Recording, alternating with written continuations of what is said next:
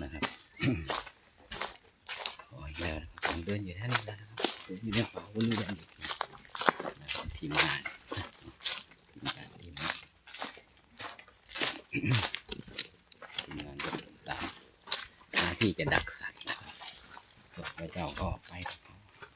ป่าจะทึบนะครับ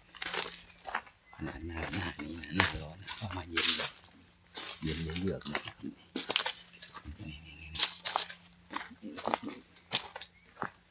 เยือกเลยนะครับ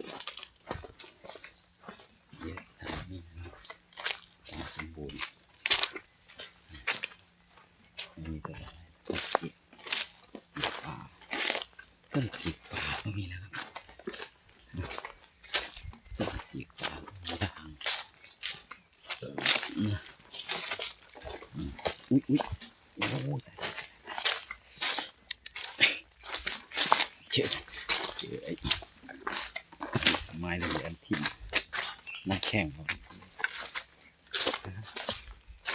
รถสมบูรณ์ภาษารถสมบูรณ์ครับเย็นเยอะๆเข้ามาคอนแคนก็มีเสน่ห์ธรรมชาติแบบนี้นะครับเย็นชุ่มชื้นอุดมสมบูรณ์ดีนะครับเย็นเลยแถวนี้ต้นไม้ใหญ่เยอะให้ความเยือกเย็นดูดซับน้ำนะครับคือรากก็จะดูดซับน้ำแล้วก็รากก็ดูดซับน้ำแล้วก็จะส่งขึ้นแบบที่ใบที่จะมีการคลายระหว่างคลายออกซิเจนออกมานะครับทำให้เย็นหนาวด้วยนะไปเจอมานะครับที่ในพิพิธภัณฑ์เจอที่ผมไปเจอสงกรานต์หนาวเขาเป็นหนาวจนแบบชนิดที่แบบตัวเลขเกือบเป็นศูนย์นะตัวเลขตัวเดียวเลยนะนำมาชมนะครับความอุดมสมบูรณ์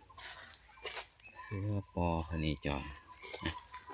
ทำเรื่องของป่าของธรรมชาตินะครับเรื่องของป่าธรรมชาติให้ชมนะครับอยู่ไหนก็ให้เราชมเพื่อความสบายนะครับฟังเสียงนกตอนนี้นะรอทีมงานกำลังดูอยู่ตัวไหนเป็นยังไง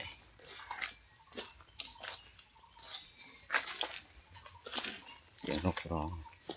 สักลายนะครับเสียงอยู่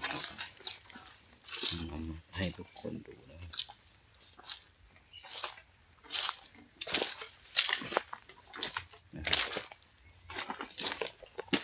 ไปกินแดดเลยจืดแดดเลย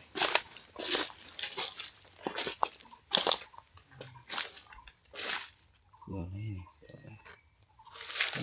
บวกหลักบาท